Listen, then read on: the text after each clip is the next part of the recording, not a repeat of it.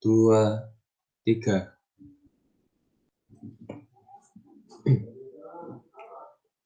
Assalamualaikum warahmatullahi wabarakatuh. Selamat pagi teman-teman semuanya. Waalaikumsalam warahmatullahi wabarakatuh. Pagi. Gimana kabarnya hari ini? Alhamdulillah baik. Baik, oke sip.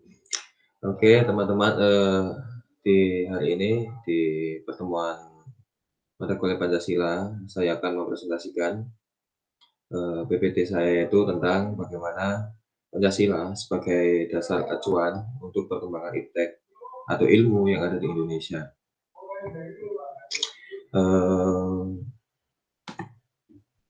Pancasila fondasi kokoh perkembangan iptek di Indonesia.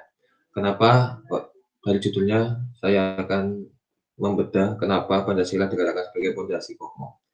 Karena Pancasila merupakan pedoman dalam kehidupan berbangsa dan bernegara yang ada di Indonesia. Oleh karena itu, semua hal yang ada di negara ini harus dipondasikan, harus berpondasi dengan yang namanya Pancasila. Apalagi dengan perkembangan ilmu pengetahuan dan teknologi yang ada. Di era digital saat ini, di mana semua teknologi terus berkembang, penting bagi kita, bagi bangsa Indonesia, terutama kita, Gen Z, sebagai generasi penerus, para pendahulu kita itu harus bisa mengedepankan bagaimana nilai-nilai yang ada dalam Pancasila untuk mendukung perkembangan ilmu, pengetahuan, dan teknologi. Agar apa? Agar perkembangan Pancasila, agar perkembangan ilmu yang ada di Indonesia ini tetap berpegang teguh kepada nilai-nilai yang ada di Indonesia, terutama nilai-nilai luhur, adab, dan yang lain-lain. Karena di Pancasila juga merupakan sumber dari segala sumber norma yang ada di dalam Indonesia. Oke, latar belakang. Kita mulai dari latar belakang dulu. Sebelum mulai dari latar belakang, saya ingin bertanya kepada teman-teman sekalian, apakah penting Pancasila itu untuk perkembangan ilmu di Indonesia? Penting nggak Pancasila? Penting. Nah, kalau misalnya penting, hal apa yang kok bisa Pancasila ini bisa menjadi sangat penting dalam perkembangan ilmu di Indonesia? Hal apa, teman-teman?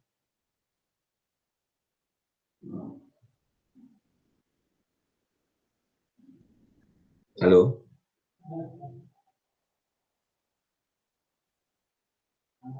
Belum. Nah. Halo, suara aku kedengeran? Suara aku kedengeran kan? Nah. Oke. Kan tadi kan teman-teman menjawab bahwa Pancasila itu sangat penting untuk perkembangan ilmu. Nah, apa yang mendasari bahwa Pancasila itu kok sangat penting dalam perkembangan teknologi yang ada di Indonesia? Ilmu pengetahuan dan teknologi.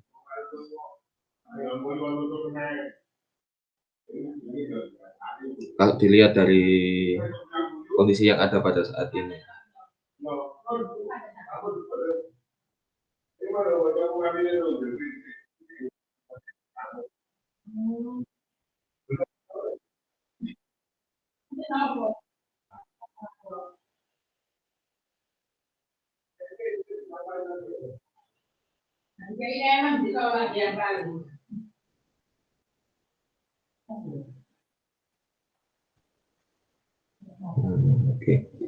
Oke, terima kasih Mas Asik atas pendapatnya. Memang benar, saya juga sependapat sama Mas Asik.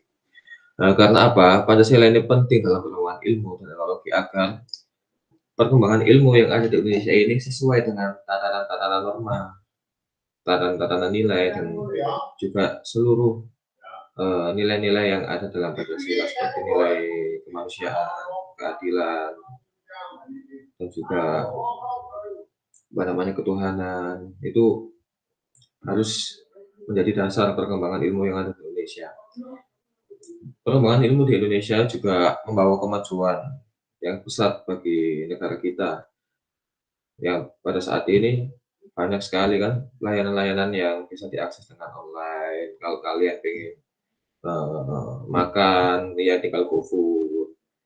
Pengen belanja, ya tinggal buka aplikasi e-commerce dan lain sebagainya. Itu merupakan salah satu kemajuan bagaimana ilmu pengetahuan teknologi ini bisa berkembang di Indonesia. Nah, tantangan kemajuan iptek di Indonesia juga memiliki tantangan yang sangat besar, yaitu banyak sekali tantangan kemajuan iptek yang ada di Indonesia. Contohnya, mudah sekali masuk informasi yang tidak jelas asalnya atau hoax. Nah, seperti yang kita tahu di Indonesia ini masih rawan sekali hoax bahwa dan masyarakat kita tentunya ya, masyarakat kita masih rawan sekali termakan dengan yang namanya hoax. Ada berita tidak dicari kebenarannya, ada apa namanya, informasi-informasi tidak jelas asalnya itu kadang-kadang masyarakat kita ya, mungkin kita sendiri ya, itu masih percaya gitu dengan informasi-informasi yang tidak jelas asalnya. Oleh karena itu, kemajuan ilmu pengetahuan di Indonesia ini juga sangat memberikan dampak positif dan juga memberikan dampak negatif. Nanti kita akan bahas di slide selanjutnya untuk dampak-dampak. Nah, Pancasila juga harus menjadi landasan perkembangan ilmu pengetahuan yang ada di Indonesia. Yang pertama untuk kesejahteraan masyarakat. Pancasila itu harus bisa menjadi landasan dalam perkembangan iptek untuk bisa mensejahterakan seluruh masyarakat Indonesia, bahwa seluruh masyarakat Indonesia ini harus bisa apa namanya, harus bisa mengikuti perkembangan ilmu itu sesuai dengan Pancasila. Jadi Pancasila ini juga sebagai fondasi, harus sebagai landasan yang fundamental bahwa masyarakat itu juga harus mengedepankan Pancasila dalam mengatasi perkembangan ilmu ya. Yang kedua untuk pengaruh buruk. Nah, di Pancasila itu kan juga banyak sekali terdapat nilai-nilai luhur bangsa kita, ya seperti contoh yang saya sebutkan tadi, nilai ketuhanan, terus nilai, eee, apalah, bermusyawaratan, nilai kemanusiaan, keadilan, persatuan, dan yang lain-lain. Nah, Pancasila ini juga diharapkan sebagai filter, sebagai apa namanya, penyaring ya, penyaring dampak negatif dari perkembangan iptek. Oleh karena itu Pancasila juga sangat penting sekali untuk melindungi bangsa kita dari buruknya perkembangan ilmu pengetahuan dan teknologi. Karena apa? Dengan seiring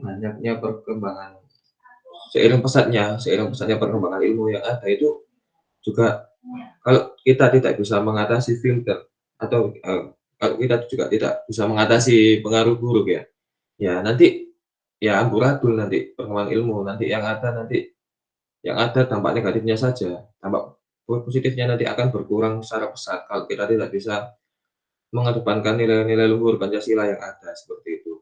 Yang ketiga, yaitu landasan moral ya. Nah, Pancasila juga sebagai pedoman hidup berbangsa dan bernegara itu bukan hanya sebagai kehidupan bangsa ya, tapi juga sebagai perilaku individu dalam masing-masing warga negara Indonesia kan, Pancasila itu. Nah, Pancasila itu harus menjadi landasan moral, karena apa? Karena kita dalam menghadapi perkembangan ilmu, kita juga perlu yang namanya pegangan kan. Kita ibaratkan Pancasila ini sebagai pegangan. Kalau kita tidak punya pegangan dalam apa namanya, dalam dalam menghadapi perkembangan ilmu yang ada ya, nanti kita juga akan ikut terpengaruh dengan hal-hal yang buruk yang ada di dalam perkembangan teknologi. Contoh, kalau kita tidak mempunyai moral ya dalam perkembangan ilmu, contoh judi online, itu juga salah satu pengaruh buruk dari perkembangan teknologi. Itu kalau kita tidak mempunyai moral dalam diri kita, kita ada moral, pasti kita akan ikut-ikutan main judi online, slot, dan lain sebagainya. Dan juga mungkin kalau tidak ada moral, ya negara kita pasti melegalkan pornografi, itu pasti kalau negara kita tidak ada Pancasila dan juga tidak ada moral di dalamnya. Tapi negara kita kan dengan segala nilai-nilai norma yang ada, nilai-nilai luhur yang ada tata krama itu bisa menjadi apa namanya, bisa menjadi landasan moral di perkembangan iptek. Karena juga iptek ini juga sangat bahaya apabila tidak dilandasi dengan moral. Nah, kita langsung masuk ke dalam dampak positif. Dampak positif yang pertama dari perkembangan ilmu ialah efisiensi ya. Efisiensi ini sangat memudahkan pekerjaan manusia dan juga meningkatkan efisiensi di bidang yang lainnya. Contohnya efisiensi ya kayak kita presentasi seperti ini. Kalau tidak ada perkembangan ilmu, tidak ada kalau ilmu pengetahuan dan teknologi tidak berkembang, ya tidak mungkin ada Google Meet, tidak mungkin kita bisa melakukan presentasi secara mandiri online. Itu pasti nanti ya jadi kita presentasinya kalau tidak ada perkembangan ilmu ya, kita ketemuan di kampus, kerja kelompok di kampus, itu kan tidak efisien, juga tidak menghemat waktu. Kalau seperti ini kan sudah apa namanya, sudah menggambarkan ya bahwa perkembangan ilmu pengetahuan dan teknologi itu memberikan dampak positif, yaitu efisiensi ya, seperti ini contoh efisien. Eee, yang kedua ya akses informasi. Nah, ya untuk ini ya mungkin teman-teman sudah tahu lah ya, bahwa kita bisa mengakses informasi yang baik ada di dalam negara kita, yang ada di luar negeri, bahkan ujung galaksi itu bisa kita akses. Ya kalau di galaksi tinggal ngetik aja di webnya NASA gitu kan pasti keluar itu. Dan juga berita-berita itu juga pasti mudah sekali kita akses, gitu. Ya itu juga merupakan salah satu dampak positif ya dari akses informasi ini dan juga inovasi. Nah, tentunya di dalam perkembangan ilmu ini, itu bisa memunculkan kreativitas yang baru dan juga inovasi yang baru dalam menciptakan solusi yang ada untuk berbagai permasalahan. Contohnya, kita ambil contoh kalau dalam dunia bisnis itu, kalau kita dalam persaingan bisnis kan kita tidak mungkin sama dengan kompetitor kita, kita harus juga menyiapkan inovasi yang ada. Nah, ilmu ilmu pengetahuan ini itu juga bisa memudahkan kita untuk membuat inovasi yang baru. Kita bisa membuat startup digital, kita bisa membuat, program-program digital yang lainnya, sehingga kita bisa menggunakan iptek ini dengan maksimal gitu dan juga, apa namanya, kita bisa menggunakan teknologi dengan baik dan juga sesuai dengan nilai-nilai norma yang ada dalam Pancasila. Nah, yang keempat ialah konektivitas, yaitu meningkatkan konektivitas antar individu dan memperkuat persatuan bangsa. Nah, ini contoh kalau kita dalam berkomunikasi itu sangat mudah sekali, ada WA, bisa video call, bisa telepon, itu kan juga salah satu dampak positif dari penggunaan iptek, dan itu juga bisa meningkatkan koneksi kita dengan antar sesama manusia yang ada gitu. Ya seperti contoh kayak gini itu, kayak kita Zoom kayak gini kan juga kan konektivitas yang ada kan. Kita bisa bertemu meskipun lewat online, tapi kita bisa, apa namanya, bisa ngobrol, bisa komunikasi, bisa diskusi, ini juga salah satu bentuk dampak perkembangan iptek yang keempat yaitu konektivitas. Nah, setelah kita berbicara dampak positif, kita berbicara dampak negatif dulu. Setelah ini kita akan berbicara dampak negatif. Sebelum kita masuk ke dampak negatif, apakah ada yang ditanyakan dari teman-teman sekalian? Mungkin dari Mas Asyik, Mbak Nia, Mbak Safa, Mbak Nurha, tentang bagaimana penjelasan saya tadi apabila kurang jelas? Apakah ada yang ditanyakan? Tidak. Sudah, oke. Lanjut ke dampak negatif perkembangan iptek. Dampak negatif yang pertama tentu kesenjangan sosial ya, seperti yang kita tahu dan juga yang kita pelajari di mata kuliah yang lain, bahwa perkembangan teknologi yang ada di Indonesia ini itu tidak merata. Tidak seluruh daerah atau seluruh bagian dari negara Indonesia ini itu tuh terkena dengan perkembangan teknologi yang ada. Masih banyak saudara-saudara kita yang ada di pelosok-pelosok sana yang mungkin telepon saja itu tidak tahu apa yang namanya telepon. Nah, kan tidak merata ini. Ini merupakan salah satu contoh dampak negatif ya kesenjangan sosial. Tidak semua orang bisa menggunakan teknologi yang ada di Indonesia. Tidak semua sumber daya manusia yang ada di negara kita itu mahir dalam menggunakan teknologi yang ada. Ya mungkin kita di daerah perkotaan seperti ini yang mungkin biasa dengan yang namanya teknologi ya, kemana-mana kita menggunakan HP, kemana-mana kita menggunakan laptop, kita mengerjakan tugas juga menggunakan laptop. Tapi saudara-saudara kita yang ada di pelosok sana itu mencari jaringan saja itu harus naik ke bukit, harus naik ke tempat yang tinggi. Sedangkan kita kan enggak, kita cukup di kamar, itu kita bisa mengakses semua informasi yang ada, apalagi kalau ada jaringan WiFi lancar. Nah, itu kan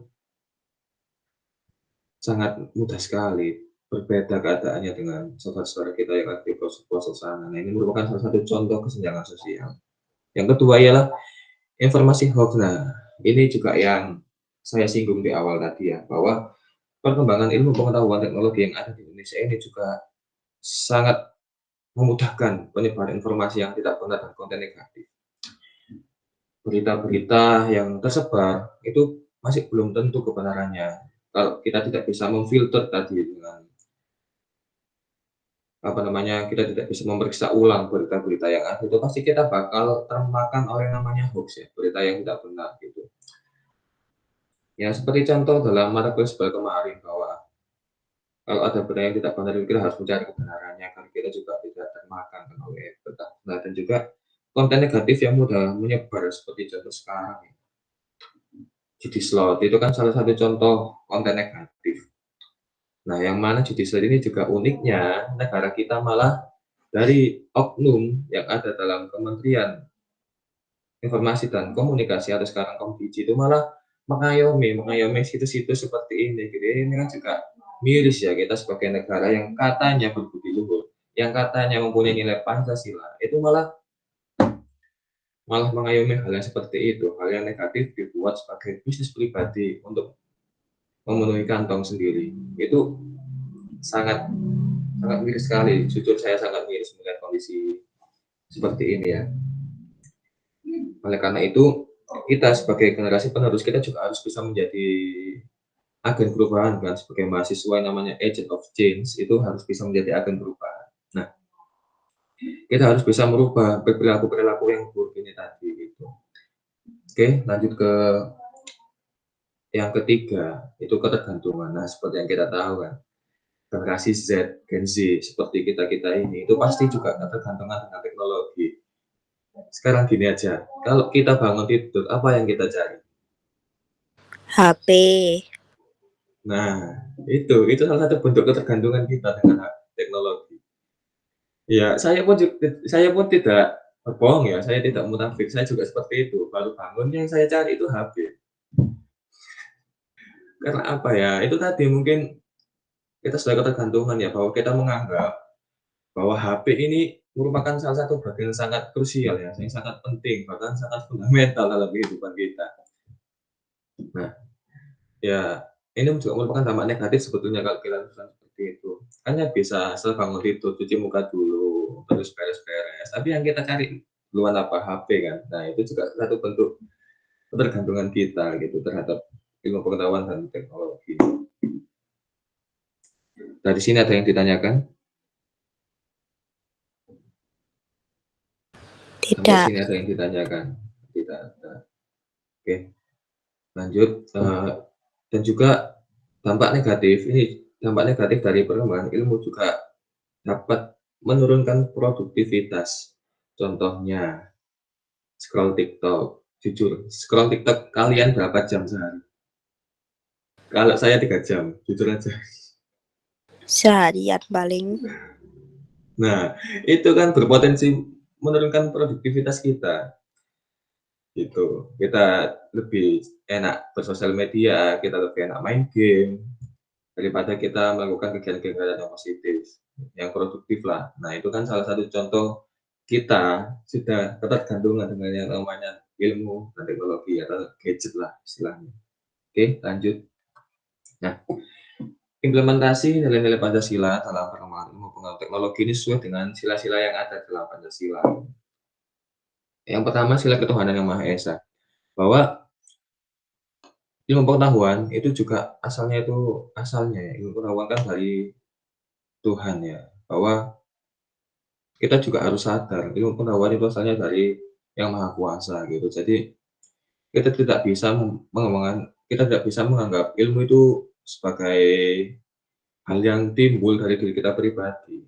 Tidak bisa karena ya kita memang diwajibkan untuk mencari ilmu ya. Kita diwajibkan untuk mencari ilmu, bahkan dalam suatu hadis kan ada gitu, tuntutlah ilmu sampai ke negeri Cina. Nah, tapi itu kan juga datangnya dari Yang Maha Kuasa gitu. Jadi ilmu pengetahuan itu harus juga dilandasi dengan ketuhanan agar kita tetap di jalan yang benar dalam menggunakan ilmu pengetahuan dan teknologi. Yang kedua ialah sila kemanusiaan yang akan beradab. Nah, ilmu pengetahuan dan teknologi itu juga harus digunakan untuk kemanusiaan dan juga harus menjunjung tinggi nilai-nilai moral. Nah, nilai kemanusiaan ini ya seperti contoh kita bisa membantu saudara-saudara kita melalui media sosial, kan ada game sekarang, ada donasi online, ada kitabisa.com, itu kan juga salah satu kita menggunakan iptek dalam sisi kemanusiaan, kita membantu sesama kita gitu. Jadi tidak harus iptek ini dijadikan sebagai kepuasan diri kita masing-masing. Kita juga harus menggunakan iptek ini harus digunakan untuk sisi kemanusiaan dan juga menjunjung tinggi nilai-nilai moral. Yang ketiga ialah persatuan Indonesia. Sila persatuan Indonesia yang mana teknologi atau ilmu pengetahuan itu harus digunakan untuk memperkuat persatuan dan kesatuan bangsa. Nah, inilah yang masih jadi tantangan bagi negara kita ya, bahwa teknologi itu masih digunakan untuk memecah belah bangsa kita. Ya tadi dengan informasi tidak benar, banyak sekali potongan-potongan video yang tersebar yang belum belum tentu kita tahu kebenarannya. Jadi itu bisa berpotensi untuk memecah belah bangsa kita seperti itu. Jadi mengimplementasikan nilai-nilai Pancasila di dalam apa namanya, di dalam sila ketiga ini juga penting bahwa ilmu pengetahuan itu harus digunakan untuk memperkuat persatuan dan kesatuan bangsa seperti itu. Nah, yang keempat ialah sila kerakyatan yang dipimpin oleh hikmat kebijaksanaan dalam permusyawaratan perwakilan. Nah, dalam dalam mengembangkan ilmu pengetahuan yang ada di Indonesia tentu itu tidak hanya satu pihak saja, tapi harus melibatkan seluruh elemen masyarakat dalam pengembangan dan pemanfaatan iptek ini ya. Tidak bisa kita tidak bisa bahwa ilmu itu berjalan sendiri, tidak bisa, harus ada dukungan dari beberapa pihak, contohnya dari pemerintah dan juga dari masyarakat sendiri. Nah, contohnya dalam melibatkan elemen masyarakat itu seperti, saya lupa ya, maaf. Ya pokoknya dalam sila keempat ini harus sesuai dengan, harus melibatkan seluruh elemen masyarakat lah ya, saya kira teman-teman juga paham. Dan juga untuk yang sila kelima, itu adalah sila keadilan sosial bagi seluruh Indonesia. Nah ini kan tadi kan juga masih menjadi tantangan bagi bangsa kita bahwa iptek itu masih belum bisa merata perkembangannya, masih belum bisa dirasakan secara penuh dengan saudara-saudara kita yang rumahnya di daerah timur, di daerah pelosok-pelosok, itu masih belum bisa merasakan keadilan dari iptek ini. Jadi juga kita sebagai generasi penerus juga harus bisa harus bisa membuat iptek ini, harus bisa mengimplementasikan bahwa ilmu pengetahuan teknologi ini juga harus bisa dirasakan secara adil dan secara menyeluruh bagi seluruh rakyat yang ada di negara kita. Nah, Pancasila sebagai landasan etika dan kebijakan. Nah, dalam perkembangan ilmu di Indonesia juga perlu yang namanya landasan etika ya, perlu yang namanya pedoman moral. Karena apa? Ya itu tadi, kalau kita tidak mempunyai moral, kalau kita tidak mempunyai etika ya, kita akan terbawa arus dengan dampak-dampak yang buruk tadi dari pengembangan ilmu. Nanti kita akan terpengaruh dengan yang namanya informasi hoax, terpengaruh dengan yang namanya situs-situs yang tidak baik seperti judi online, pornografi dan lain sebagainya. Itu kalau kita tidak mempunyai landasan etika, kita tidak mempunyai etika, pasti kita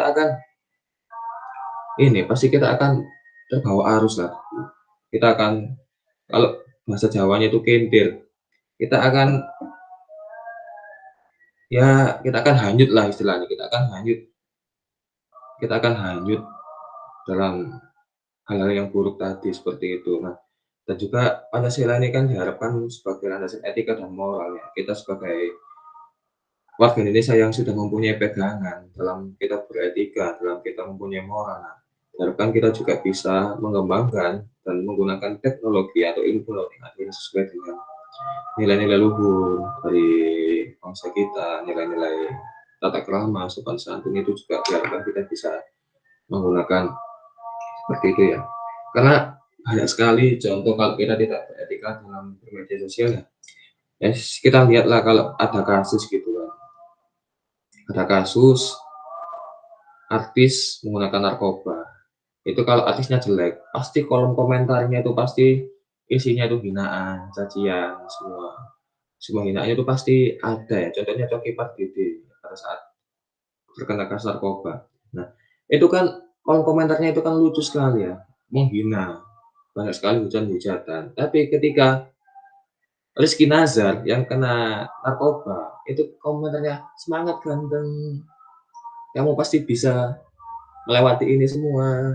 Tapi kalau Coki Pardede, komennya, "Sudah jelek narkoba lagi." Nah, itu kan juga salah satu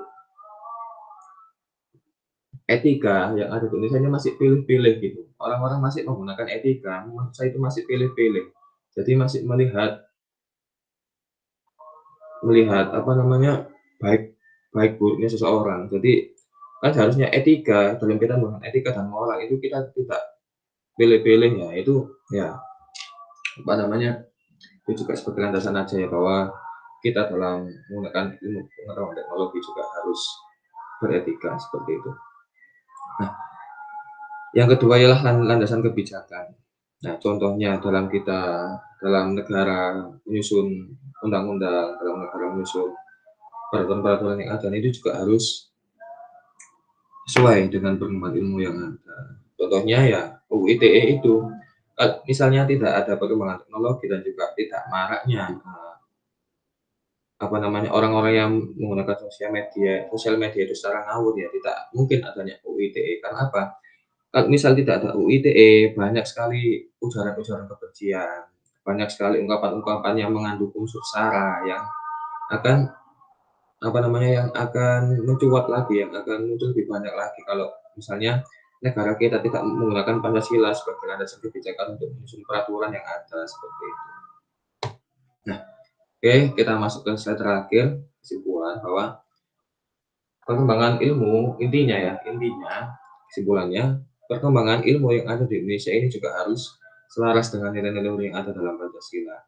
Yaitu tadi agar ya kita sebagai bangsa yang katanya bangsa yang bermoral, bangsa yang beretika, itu juga harus apa namanya, juga harus selaras dengan perkembangan ilmu dan juga harus berpegang teguh dengan Pancasila. Nah, dan juga diharapkan perkembangan ilmu pengetahuan di Indonesia ini juga bisa menjadi manfaat dan juga apa namanya, hal yang positif lah bagi kemajuan bangsa dan juga kesejahteraan kesejahteraan rakyat Indonesia, seperti itu.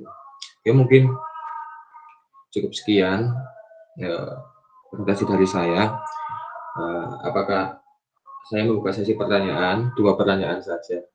Apakah ada yang ditanyakan?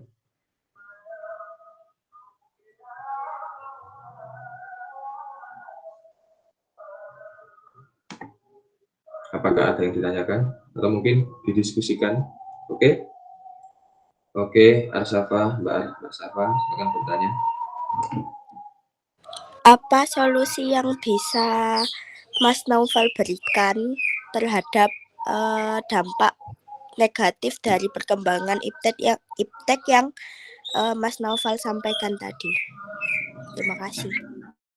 Oke, dan solusi yang dapat saya berikan yaitu apa ya? Ya kita juga harus lebih berhati-hati lagi dalam bersosial media kan. Kita kan tadi kan saya menyinggung dalam bersosial media kan, Mbak ya. Nah, kita juga harus bisa apa namanya, berhati-hati lagi. Kita juga harus bisa apa namanya, kita harus juga mempunyai etika yang baik dalam sosial media, seperti itu. Kita juga harus apabila kita mendapatkan informasi yang kita sendiri tidak tahu kebenarannya bagaimana, nah, kita juga harus menelitinya lagi gitu. Ya solusinya ya kita juga harus bisa berpikir kritis, gitu aja.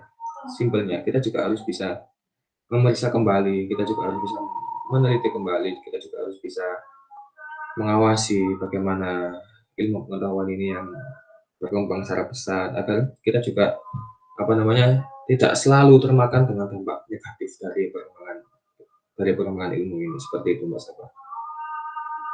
Bagaimana? Baik, terima kasih sudah menjawab.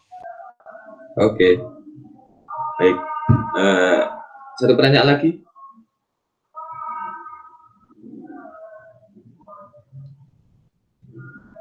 Satu pertanyaan lagi.